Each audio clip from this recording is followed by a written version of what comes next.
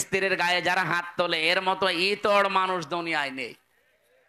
হাত না তুলে হাত তোলা একেবারে হারাম কাজ না, আপনি তুলতে পারবেন যদি ফরজ নামাজ না পড়ে, দরকার হয় হাত তুলবেন, কিন্তু 4 জায়গায় কিন্তু মারা যাবে না, মুখে, বুকে, পিঠে, মুখে, মাথায়, মুখে, বুকে আর পিঠে, এই 4 জায়গায় স্ত্রী লোকের হাত দেওয়া জায়েজ নেই। এবং আল্লাহ নিজে তাকে সালাম দিয়েছেন। এই পৃথিবীতে একজনই মহিলা যে আল্লাহর সালাম পেয়েছে এবং জান্নাতে অলরেডি ঘর পেয়েছে জীবিত অবস্থায়। অথচ খাদিজা জীবনে একটা ওয়াক্ত নামাজ পড়েনি, এক ওয়াক্ত নামাজ পড়েনি, একটা রোজা রাখেনি, জীবনে একদিনের জন্য পর্দায় থাকেনি। বলেন, তার পুরা জীবন আমি পড়ে দেখেছি, জীবনে কোনোদিন তিনি পর্দায় ছিলেন না, নামাজ পড়লেন না, রোজা রাখলেন না, হজ করলেন না, যাকাতও দেননি, পর্দায়ও নেই। অথচ আল্লাহ সালাম দিয়েছে, জান্নাতে ঘর বানিয়ে পাঠিয়েছে। একটাই কারণ, কারণ উনি ইন্তেকালের পরে এই বিধানগুলো নাজিল হয়, এই জন্য উনি মানতে পারেন না। কিন্তু আল্লাহ তাকে খুশি হয়ে সালাম দিলেন কেন? জান্নাতে ঘর বানিয়ে সুসংবাদ পাঠালেন কেন? তার পুরা জীবন পড়ে দেখবেন, জীবনে 1 সেকেন্ডের জন্যও কোনোদিন স্বামীর মনে উনি দুঃখ দেননি। এরকম মহিলা তো এখন ঘরে ঘরে। এখানে একজন স্বামী হাত তুলতে পারবেন যে জীবনে কোনোদিন আমার বউ 1 সেকেন্ডের জন্য আমাকে দুঃখ দেয়নি, কষ্ট দেয়নি? বলেন তো এরকম একজন? মিথ্যা কথা বললে আপনার খবর আছে ভাই। আপনি দুঃখ পাননি নাকি বউ খুশি করার জন্য মনে করছেন যে না বলে ফেলি, বউ তো নেই? না, আমি হাসির জন্য বলি নাই ভাই, আমি হাদিস বললাম। দেখেন, এই যে হাজার হাজার স্বামী আমরা, মা বোনেরা যারা এসেছেন, আমি জানি না আপনারা আছেন কিনা। আপনি চিন্তা করেন, আপনি নামাজ পড়েন, রোজা রাখেন, কালো বোরকা পরেন, নফল রোজাও রাখেন, একটা স্বামী হাত তুলতে পারলো না। আমিও পারিনি। আমি আন্দাজে মিথ্যা কথা বলবো কেন? আমি দুঃখ পেয়েছি, এই জন্য আমি পারিনি। এখানে আমার একটা স্বামীও পেলাম না। মা বোনেরা, জান্নাত যাওয়া কিন্তু কঠিন হয়ে যাবে। আর এখন যদি ওরা বলে হুজুর ওয়াজটা একটু উল্টিয়ে করেন তো, যে একটা স্বামী একটু হাত তুলুক তো, জীবনে স্ত্রীর মনে দুঃখ দেয়নি। না বাবা শাহজালাল, এখানে হবে না হালাল। না, আমাদের চরিত্র আমরা কন্ট্রোল করব। স্ত্রীর গায়ে যারা হাত তোলে এর মতো ইতর মানুষ দুনিয়ায় নেই। হাত না তুলে হাত তোলা একেবারে হারাম কাজ না, আপনি তুলতে পারবেন যদি ফরজ নামাজ না পড়ে, দরকার হয় হাত তুলবেন, কিন্তু 4 জায়গায় কিন্তু মারা যাবে না, মুখে, বুকে, পিঠে, মুখে, মাথায়, মুখে, বুকে আর পিঠে, এই 4 জায়গায় স্ত্রী লোকের হাত দেওয়া জায়েজ নেই। যদি এই 4 জায়গা বাদ দিয়ে কোনো জায়গায় মারতে চান, আপনি মারবেন। খালি নামাজ না পড়লে, রোজা না রাখলে, ফরজ রোজা, জায়েজ যে পর্দাটা আছে, এই পর্দাটা যদি না করে, আর 4 নম্বরে যদি স্বামীর জায়েজ কথা না শোনে। কথা বোঝা গেছে? মা বোন যারা এসেছেন, আপনার জান্নাত পাওয়া অতি সহজ। স্বামী যখন বাইরে থেকে আসবে কর্মজীবন শেষ করে, দুনিয়ায় যত কাজ আপনার হাতে থাক সব বাদ। এখন তারে সময় দেওয়া, তার কথা মতো চলা, এখন তাকে খুশি করা পৃথিবীর সবচাইতে বড় ইবাদত। শুধু যদি ফরজ নামাজটা আর ফরজ রোজা না হয়। কোন স্বামী যদি পছন্দ করে যে আমার বউ হাতা কাটা ব্লাউজ গায়ে দিলে আমার ভালো লাগে, আপনি তাই দেবেন? এই কথা বলছে না কেন? ওরা গায়ে দেয়, কিন্তু স্বামীর জন্য না, ওই মার্কেটে যাওয়ার সময়।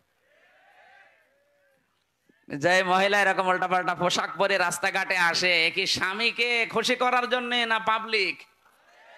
আপনি একটা দাজ্জুস, আর দাজ্জুসের জন্য জান্নাত হারাম। নামাজ পড়ে, রোজা রেখে আর কালো বোরকা পরে কি করবেন?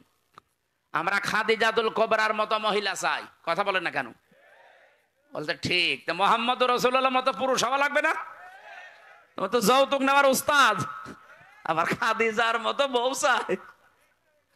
আমাদেরকে হওয়া লাগবে চরিত্রবান, মুহাম্মাদুর রাসূলুল্লাহর মতো, খাদিজাতুল কুবরার মতো স্ত্রী আমাদেরকে আল্লাহ মিলিয়ে দেবেন। বলেন আমিন।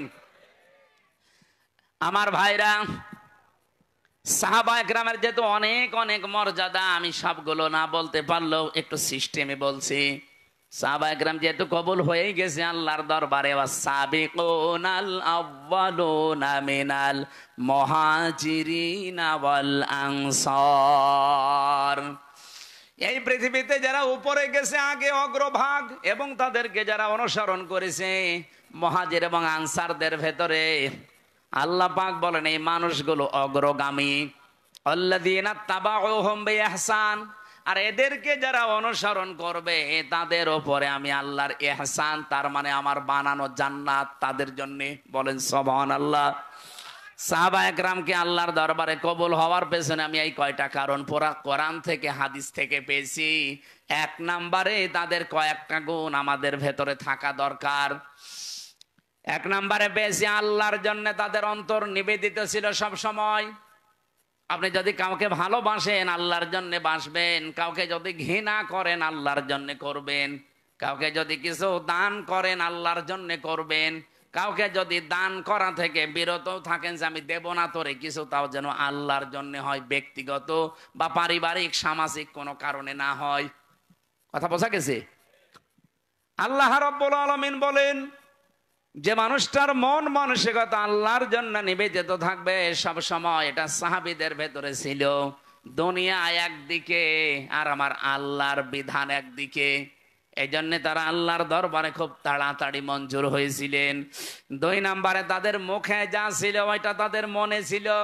মুখে বললে ওইটা মন থেকে বলতেন, লোক দেখানোর জন্য বলতেন না। তিন নম্বরে বেশি তারা নিজের উপরে অন্যকে প্রাধান্য দিতেন, যদিও নিজের অনেক কিছুর দরকার আছে, প্রয়োজন আছে, এরপরও তারা অন্যকে অগ্রাধিকার দিতেন।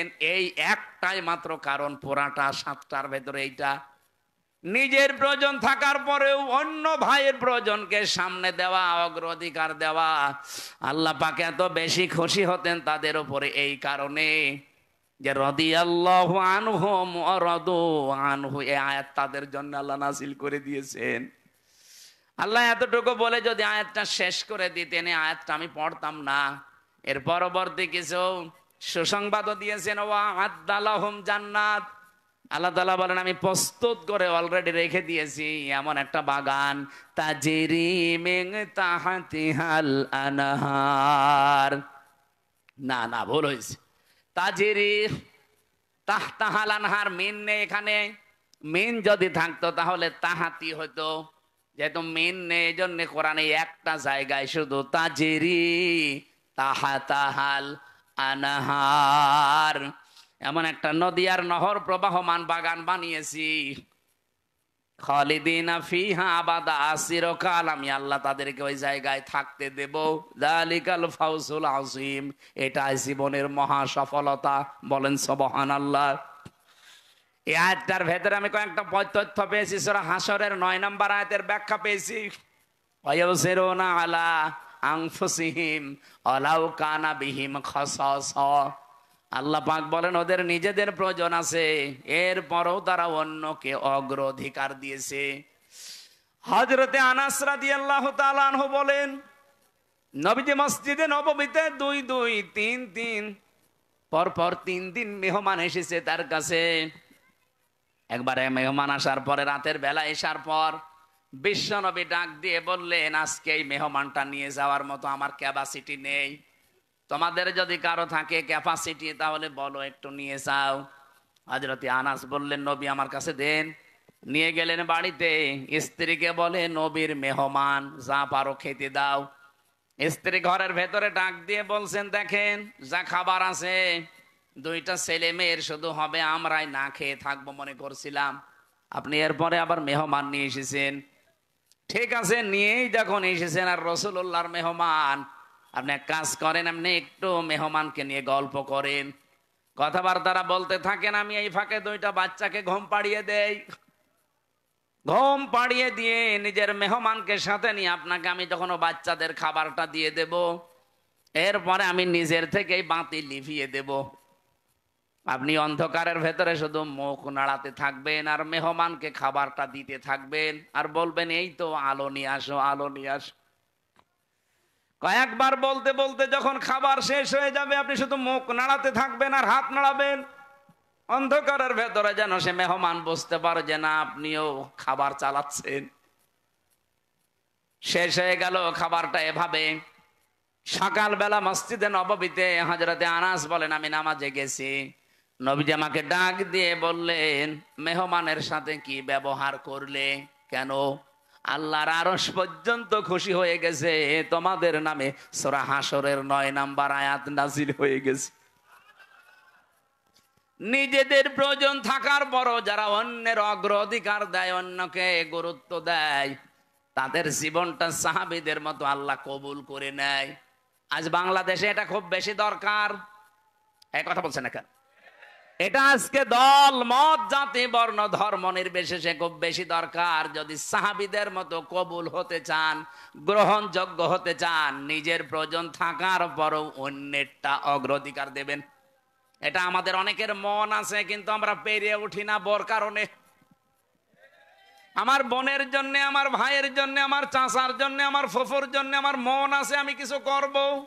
আমার অগ্রাধিকার দেওয়া দরকার তাদের গুরুত্বের, তাদের পরিবারের, তাদের অসচ্ছলতার।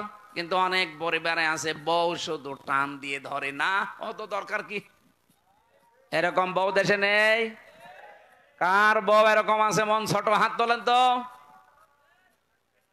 না, এলাকায় ওসব নেই।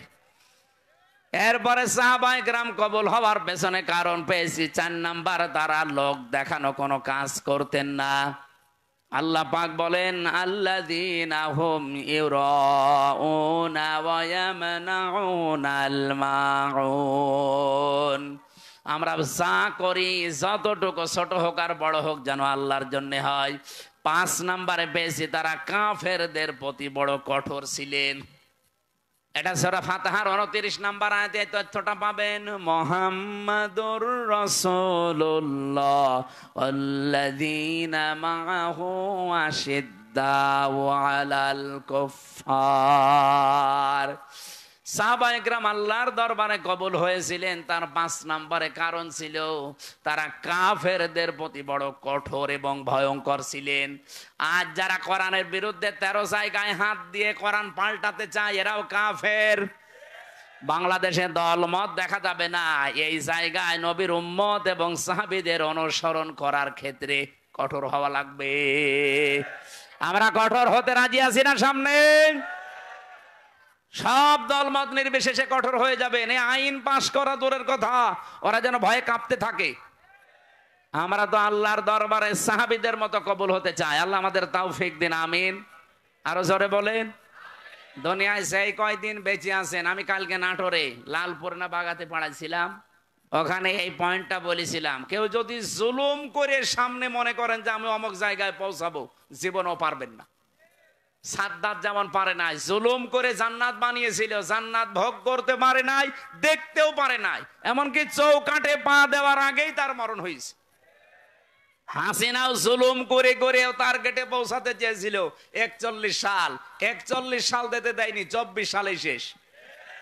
এই জন্য আগামীতে যারা চেয়ারে বসবেন, যদি জুলুমের মাধ্যমে বা জুলুম করেন কারো সাথে, আল্লাহর কসম, ইত্তাকি দাওয়াতাল মাজলুম ফাইন্নাহা লাইসা বাইনাহু ওয়া বাইনাল্লাহি হিজাব।